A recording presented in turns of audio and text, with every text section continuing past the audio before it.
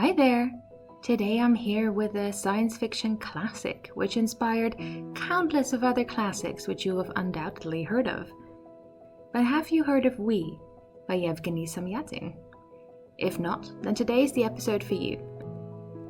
Welcome aboard the International Express to Book Central. Grab a seat, settle in, and let's while away the journey with some book chat.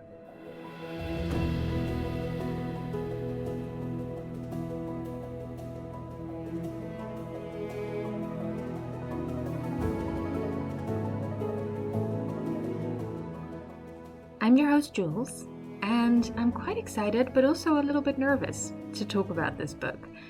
I bought a copy of We years ago when I read a book that was inspired by it, and I thought, hey, wouldn't it be fun to read, the source of inspiration? And then I didn't for some reason, and now I finally set myself the challenge, read that book, and then talk about it. And I will say that I found reading We by Yevgeny Zamyatin quite a challenging experience in a way. It is written in a very interesting way, and although the plot feels familiar, especially when you know the books that have been kind of inspired by it, you still have to struggle for all those little details. And of course it's set in a kind of dystopian society, so there's all these kind of details that you need to get used to, right? So what I'm going to try and do today is walk you through the plot. I've decided not to give you the entire plot. I kind of feel like it might be fun to leave the ending a little bit open in the hopes of inspiring some of you to maybe give it a go yourself. So I'm going to give you the setup, some of the basic happenings, and then I'm going to leave you with a big question mark. And then I want to go into Zamyatin himself a little bit, his life. For those of you who also heard my episode on The Master and Margarita by Mikhail Bulgakov, we're going to tread some similar ground because Zamyatin himself was also hounded by censorship and had to eventually leave Russia. So it's quite a tragic story, but an important one. And then at the end, I want to briefly talk about the books that We has inspired. So that's our plan for today. Let's go. As always, I'm going to give you the opening lines, and I've decided to actually read quite a bit of the beginning. It's about the first page and a half because I do want you to get a good taste of it. I'm using the Alma Classics edition of We, which was translated by Hugh Alpin. Here we go. First record, conspectus, the announcement, the wisest of lines, an epic poem. I'm simply copying, word for word, what's printed today in the State Gazette. In 120 days, the construction of the integral is coming to an end. The great historic hour when the first integral will soar up into outer space is nigh. 1,000 years ago, your heroic ancestors subjugated the entire globe to the power of the one state. A feat still more glorious falls to you, to integrate by means of the glass, electric, fire-breathing integral the endless equation of the universe. It falls to you to subordinate to the beneficent yoke of reason the unknown beings living on other planets, possibly still in the savage state of freedom. If they do not understand that we bring them mathematically infallible happiness, it is our duty to force them to be happy. But before arms, we try the word. In the name of the benefactor, it is announced to all numbers of the one state. Anyone who feels he has the power is duty-bound to compose treatises, epic poems, manifestos, odes, or other works of the beauty and greatness of the one state. This will be the first cargo the integral will carry. Long live the one state, long live the numbers, long live the benefactor. Okay, that is about the first page. And this first record goes on a little bit, and we here meet our main character, or maybe even our protagonist, our narrator, which is Delta 503. Before I go into the rest of the plot, a brief note on, the names or numbers, I guess. So in this one state, every human being has a number rather than a name. And Hugh Alpin explains in his introduction that he decided to stick with the letters given as they were by Zamyatin in his kind of written copy of the book. So our main character, our narrator, has a delta. What you will find if you look up summaries of this text is that most often that is simply translated as a D. But Hugh Alpin explains that he wanted to keep kind of those idiosyncrasies of Zamyatin's writing, and he actually explains quite interestingly what these different letters could mean in the introduction. But you should read the introduction for that. So we meet our narrator, Delta 503, and he's the constructor of the Integral, which is this spaceship in development which is meant to go to other planets and spread the good news of the one state, to subjugate the other folks on other planets into a state of happiness which is brought about by unfreedom. The reason I wanted to read this long bit is because you can immediately feel these kind of sci-fi elements, which we don't always see so clearly in Dystopia. But here I thought they were really strong. Basically, Delta 503, he is a constructor and he's an engineer. He loves maths. And he thinks, okay, I appreciate I'm already building the Integral, but I would love to contribute something of my own. So he is going to write down his experiences. You know, he says, I'm not a poet, but I can at least share what I think in order to help subjugate these other people and show them what we are like. So throughout the book, we get different records. They always have a little conspectus, so an idea of what this little chapter is going to be about. Some of them have a conspectus that says, there's no way for me to summarize this, because of course things are going to go off the rails. In his record, Delta 503, I'm just going to call him Delta from now on, wants to, on the one hand, explain to outsiders what the one state is. And on the other hand, it is going to be a record of him rediscovering something about his humanity. So we find out certain things about the one state. For example, the entire life of all the numbers in the one state is ordered by the tablet, which is basically a really structured clock. So everyone gets up at the same time, everyone eats at the same time, everyone does the same amount of chewing for every bite, apparently 50 chews, and everyone goes to work at the same time, everyone goes to assemblies at the same time, and everyone goes to bed at the same time. And this is based on the work of someone called Frederick Winslow Taylor, apparently. So it's called also maybe the Taylor Principle or the Whole of Taylor. And it's all about improving efficiency, maximizing profit. So the life of the numbers in the one state is organized to the nth degree. There's no such thing as freedom. They do have a couple of free hours, 2 free hours to be exact. And apologies if you can hear my cat jumping around in the background.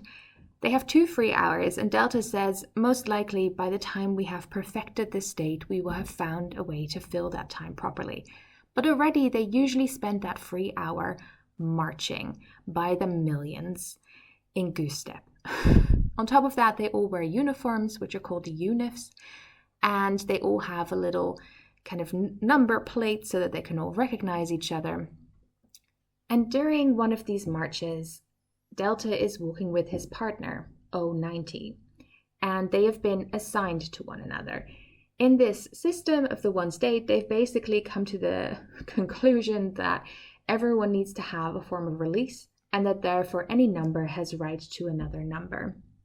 And he has got little pink slips, which give 090 the right to come over to him. But actually they're in a little triangle with someone else, and we're going to meet that other person in a bit as well. But anyway, he's on a march with 090. It's beautiful. It is the most nationalistic, fascistic thing you've ever seen. They're all cheering, they're all happy, and then suddenly he encounters 2 other people. And initially it's just a she, and she is so different to what he knows the numbers to be. Her name is I-330, and she's described throughout the book as somehow being sharp. She's like a knife sliding through his defenses, and she just has a conversation with him that seems to break every rule that he thinks he knows. And it's not even outright revolutionary, but she's just incredibly direct, and she seems to have such a proper sense of self. But they have this conversation, and And he is confused by it, but he's also intrigued by it. He can't figure her out, and he wonders that surely there must be formulas which explain what is happening, but they can't really. At this point, Delta also realizes that instead of actually creating a record to explain the one state to other people, he's been using this as a diary, and so he tries to explain certain things about the background. There was a 200-year war in which most of humanity died. It's literally millions of people. I think he mentions that about 0.5% survived, and they're currently all in the one state. During this 200-year war, they then also erected the Green Wall, which is around the one state, which you must basically, I think, imagine as one massive city. The Green Wall is made out of a certain form of glass that they have invented, so it keeps everything else outside. And through the Green Wall, they can kind of see the jungle and the animals that now live outside. And it's this really clear divide between, in here we have civilization, and out there is the wild. And yet he keeps looking at it, right? He's intrigued by the greenness that is out there. On top of that, he also explains that there is a maternal norm, which means that not everyone is allowed to have children, and this is apparently something that his partner O struggles with. She would love to somehow be involved in having children, but she's not allowed, according to the state. And then there's also the benefactor, and he's kind of like this mysterious leader. He gets re-elected every year in a ceremony of annunciation, I think it's basically called, where they all cheer for him. And there is a bit later on in the book where Delta talks about how lovely it is that, the result of the election is already clear before the election even takes place. But of course, as we'll find out, not everything is maybe as clear. Change might be happening. As he's explaining all this, there's also some kind of really fun stuff. He talks about the greatest of monuments of ancient literature that have come down to us, the railway timetable, which makes you kind of realize how incredibly structured, logical, and unimaginative the one state is, if they imagine a timetable as a great epic poem. On top of that, the entire city is also constructed with the same glass as this Green Wall, or at least the housing apartments are. So Delta has his own little room, and his walls, everything is made of glass, so he can see his neighbors can see him. Nothing is hidden. Everyone gets up at the same time. It's like a frustrating ant colony, except when his friend O comes over with the little pink slips, because they can use those pink slips to then have some blinds so that no one can watch them have sex, basically. So there is that kind of privacy, but it's heavily contested, right? On top of that, there's a Bureau of Guardians, and that is basically our Gestapo, our secret service. They're the ones who keep an eye on everything. So we now have something of our basics set up, which is that we have our main character Delta, who is working on this integral, on this spaceship, and he has just met a woman who has changed his life. Now, because the society is not in any way focused on love and on personal connection and personal property in that sense, it's not as if he couldn't have a relationship with this new woman, I. But it is weird because she's bringing out weird feelings in him. And it's also complicated because he already has signed up to O, his other partner. And together with her, he's in a triangle with another person called R13.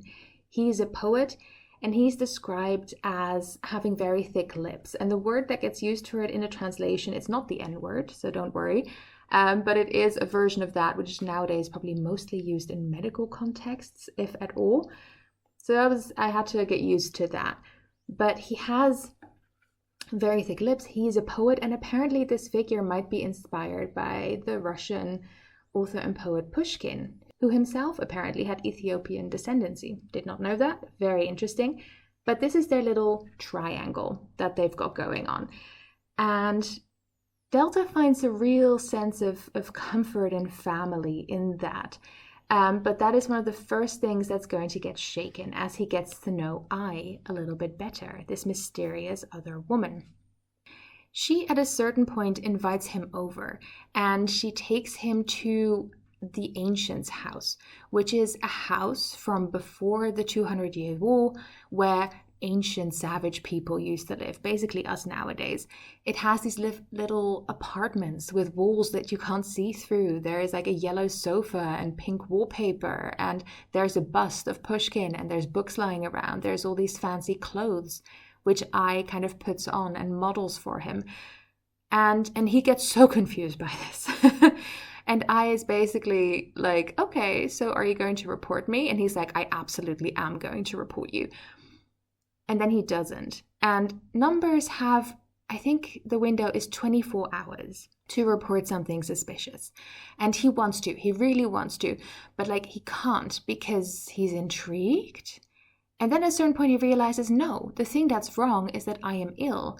I'm developing something weird. Oh, that's a relief. So he goes to the medics and he gets diagnosed at a certain point with a soul. And it's incurable once you develop a soul. And he thought so because he'd started dreaming and he'd never dreamed before. And he and I are then kind of engaged in this little, it's not necessarily a cat and mouse game because Delta is completely out of his depth, but he's fascinated by I. She's making him reconsider certain aspects. And yet what Zamyatin captures really well is that Delta is very much, like he's such a product of this one state, that even as he is beginning to maybe rebel against it and lean into his imagination, into his humanity and his desires, he keeps returning to the dogma that he's been taught, right? So he is very torn, and he and I kind of build up a relationship. She signs up to him at a certain point, which means she has little pink slips. And he's so excited to see her every time. And it kind of breaks down his relationship with O. And we get the sense that O is also not the perfect number, in the sense that she too has personal feelings. She has deep attachments, especially to Delta. And although she can't complain about him signing up to someone else, it is really hurting her how all of that kind of develops. So there is a personal breakdown in relationships on the one hand. And on the other, Delta keeps working on the integral. And at a certain point, he's so excited because today is the day that I is going to come over. And then instead of coming over, she sends another man who says, okay, you need to pretend that she's here. And he's like, I'm not going to do that. But then of course he does. And he's just wondering, like, what is going on? What is I doing? He goes back to the house of the ancients, and through a kind of doorway, he seems to fall into a set of tunnels. And he's like, what is going on here? And instead of finding I there, he finds a doctor there, the one who signed him off as ill. And that doctor brings him back to I, and she takes him back up into the city. And for him, it's almost like a dream. But as the reader, you're like, okay, so something's happening here. Interesting. Things keep going on. We keep getting closer and closer to the moment that the integral is going to go on its first test flight to see if everything works out well. On top of that, we've also witnessed the execution of a traitor poet who decided to speak verses against the one state. And this is also one of those moments of ritual which make you feel really uncomfortable, right? Delta is still so in the system that he's like, yes, this was righteous, this was good. And his friend, R, the poet, who he's in his little triangle with, he is kind of disgusted by the role he's had to play in this execution. So we can see that there are fractures in the one state. And Delta isn't necessarily aware of them, but he is a part of it. Now, at a certain point, we get to this day of Annunciation, where they're going to elect the benefactor all over again. And it's already set. Like I said, everyone knows that obviously they're going to elect him, right? And Delta knows, because I keeps dropping hints, that something is going to happen, but he doesn't know what. So they lead up to this day. The day is happening. They're all marching to the center. The benefactor is coming down from the sky, from his ship or wherever he lives. Maybe it's in a really high tower. And it's like, okay, everyone who wants to re-elect him, raise his hand. And everyone raises his hand. And then because even if it's only a performance, it needs to be right, they ask, and who is against? And actually, loads of people raise their hand and chaos breaks out, right? And he sees I, and I is with R, and he's like, wait, what's happening? And then he tries to get I away. People are being beaten, and there is just madness, mayhem everywhere. O is there. And he kind of realizes, okay, we have big problems. And at this point, then I reveals to him one of the things that she wants to happen, which is that so those who are rebelling, who want something different from the one state, they will take over the integral. And they need his help for that. Because once they have this spaceship, then they will have power. And so now Delta is torn. On the one hand, he still very much is a product of the one state. On the other hand, he doesn't want to lose I, and he started to realize kind of all these things about himself, even though he can't really place them yet. He knows that something may be wrong. And that is, I think, where I'm going to leave you with the plot. It's already gone too long, this plot description, but that is where we're at. So we have this really totalitarian state, which controls every aspect of being. It's completely cut down on any personal freedom, and it has done so for a very long time. You also have this punishment element through the Bureau of Guardians, and you have this figure of the benefactor who's almost divine. But you also have these underlying roots of rebellion and revolution. And the question is, how is this going to work out? It's a stunningly beautiful novel. And now a little bit more about Yevgeny Zamyatin himself. He was born in 1884 in Lebedyan. So he was born during the time of the Russian Empire. His father was apparently an Orthodox priest. His mother was a musician. He went on to study engineering with the Imperial Russian Navy in St. Petersburg. And as a student there in St. Petersburg, he kind of lost touch with his faith and he became something of a Marxist. And he joined the Bolshevik faction of the Social Democratic Labor Party. So he took part in the first revolution that happened in 1905. And this one didn't initially go that well. Apparently, he hid explosives in his own apartment during this revolution, and he was shortly afterwards arrested and kept in prison for quite a while. But he was in solitary confinement, he was beaten up during this time, and then eventually in the spring of 1906, he was released, but he was exiled for his role in that revolution. He did not enjoy his exile because he was sent back to where he was born, and it was rural life, and he was now used to the big city, so he kept kind of sneaking back to St. Petersburg. He moved to Helsinki during that time. And then in 1913, the Tsar, the Romanovs, they granted amnesty to those people who'd taken part in the 1905 revolution, and he started working for the Russian Navy again after he graduated as an engineer. And during his work there, he actually also worked in the UK. In Newcastle is where he lived apparently, and there he supervised the building of some really big and powerful icebreaker ships apparently. So both the Krasin and the Lenin are ships that he worked on. I would not be surprised if those massive ships inspired the integral in his book, of course. He eventually returned to Russia, but unfortunately he had missed the February Revolution. And he was just in time for the October Revolution. Apparently he was on a Russian ship trying to get past submarines, and the lights were out on the ship, and he made it just in time for October. And although he accepted and believed in the revolution, he was a very independent thinker. And that, of course, became quite dangerous shortly after the revolution.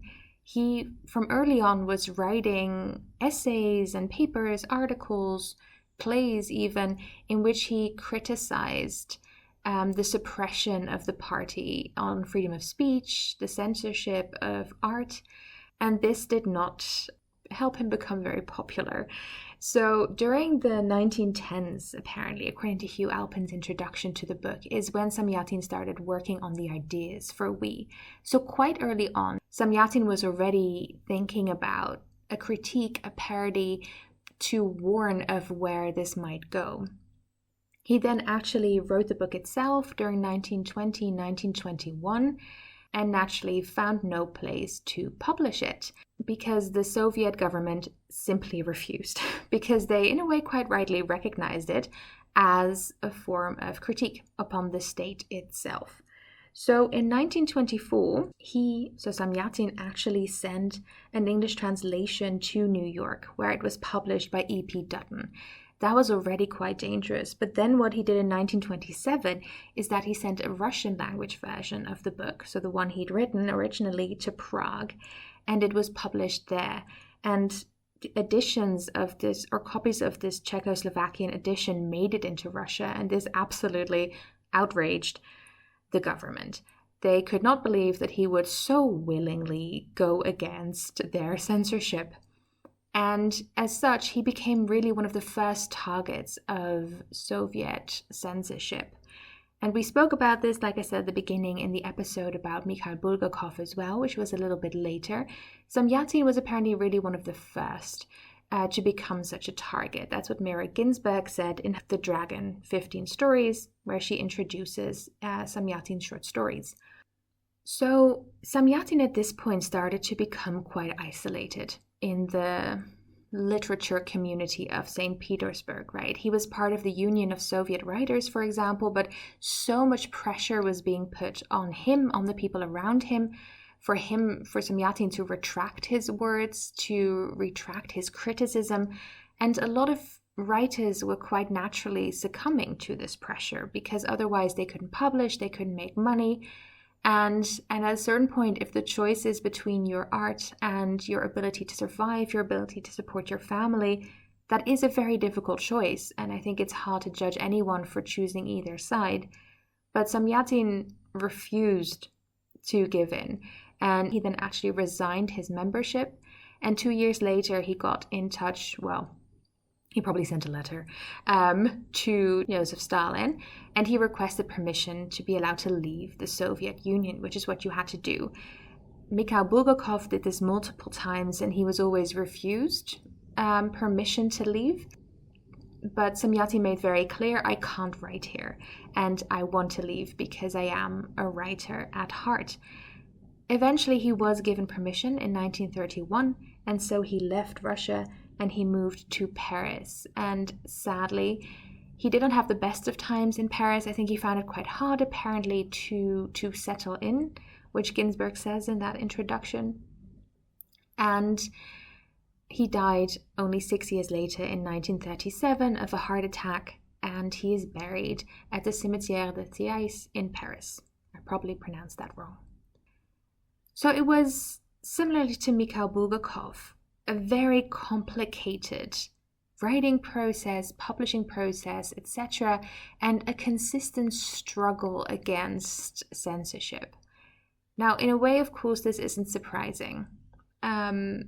Works that are critical of a suppressive state, like The Master and Margarita was, and like We is as well, maybe it's not so surprising that it would find pushback from an authoritarian government.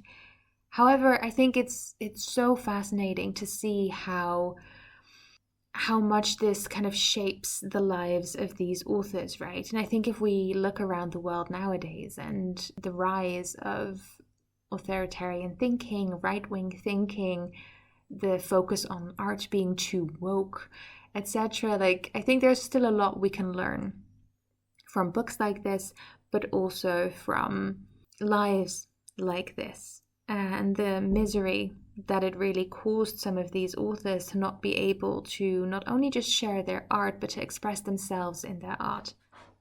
However, the nice thing is that we haven't lost this novel by Zamyatin. We still have We.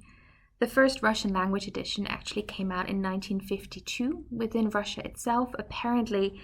But during Glasnost, so during this moment of opening up by Gorbachev of the USSR in 1988, the book was actually properly published, and more of Zamyatin's work became publicly available again after decades of suppression, which means apparently I read somewhere that it then came out in Russia around the same time as one of the books that it inspired.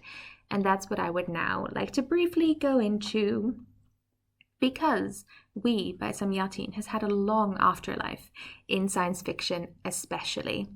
So if you remember, the English language version came out in New York in 1924, and then only a few years later, in 1932, Aldous Huxley published Brave New World, which is a classic of dystopian fiction. I will not have to admit, I have not read it. I've heard a very good summary on another podcast, Book Cheat, by David Warnicky, which made it sound like a very intriguing book, but one I maybe would not enjoy myself. But Brave New World is also quite scientific. It also has this strict regulation of the days of the people, their sexual practices, their reproduction, etc. And it also plays with ideas of subjugation, the conversion of other people. Although I don't know if it's quite as nuanced in its portrayal of other people as We at least attempts to be. Another book which We by Zamyatin inspired is Ayn Rand's Anthem. And this is actually the book I read, which then made me want to read We. Now, I know there's a whole thing about Ayn Rand. In literary theory, the author is dead, so I don't need to take Ayn Rand's personal thoughts into perspective. But We itself inspired Anthem, which is also about a city in which people aren't really people and they live by a collective we. So much of the book is written in this dual or plural pronoun until at a certain point the main character switches to I. And this is something that Delta in We also does. He starts discovering himself as a person and what he might actually feel.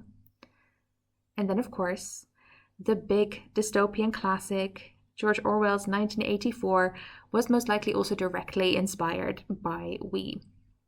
George Orwell apparently said of Huxley's Brave New World that Huxley clearly copied Zamyatin. He himself probably did as well.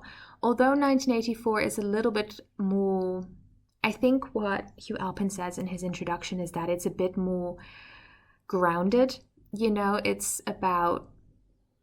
not about traveling into space. It's not about a high-tech society. 1984 is very much in England, down to the ground. People are miserable. But I can very clearly see how he was inspired by it. There's a very interesting moment in We, close to the beginning, where the clock strikes 16, or rather the tablet of hours strikes 16. And that, of course, is quite reminiscent of that famous line in 1984 where the clock strikes 13. And you're like, but we don't have a 13 on the clock. Yeah. So it inspired Orwell as well. Kurt Vonnegut, for his Player Piano in 1952, was apparently also inspired. Or as I think Vonnegut put it himself, he ripped off Huxley and Huxley ripped off Zamyatin. And that is how all of that works. And then finally, Ursula K. Le Guin's The Dispossessed from 1974 is apparently also inspired by We. So Zamyatin's We has had a long afterlife. And reading it, I was amazed by how direct the writing of the book is. You really get the sense as if Delta is working out his thoughts on the page in the moment. He's not sure what's happening. Sometimes the dogma comes out of the one state kind of through his writing, where you can see him returning to the safe comfort of unfreedom. And sometimes he's just absolutely amazed by looking at the sky. And you can tell that this character is experiencing independence of thought for the first time. It's done in a very interesting way. This is the kind of book where you need to do a line-by-line reading. You cannot skip over a sentence. You need to follow it straight through, because paragraphs will just, bring something out of left field and surprise you. But it was an excellent reading experience, and I think this is going to be a book I'll want to reread at some point in the future to kind of see how my thoughts have developed on it when I'm no longer quite as propulsed by, oh my god, what is going to happen, but more by, okay, let's see how Zamyatin does this, because his writing is very interesting, and I think I'd want to learn more about that. I don't know if you can hear a plane passing over. I hope it's not the Integral, but with all of that noise, I'll leave you to it for today. If you do give We by Yevgeny Zamyatin a chance, let me know. And that's it for today. If you have questions, thoughts on the book, or recommendations or requests for future episodes, feel free to leave a comment or send me an email at bookcentralpod@gmail.com. I'd love to hear from you. You can also subscribe to be informed when new episodes drop. You can find references to the materials used today in the description. Book Central is written and produced by me, and our music is by Scott Buckley. Thank you for joining me today on the International Express to Book Central.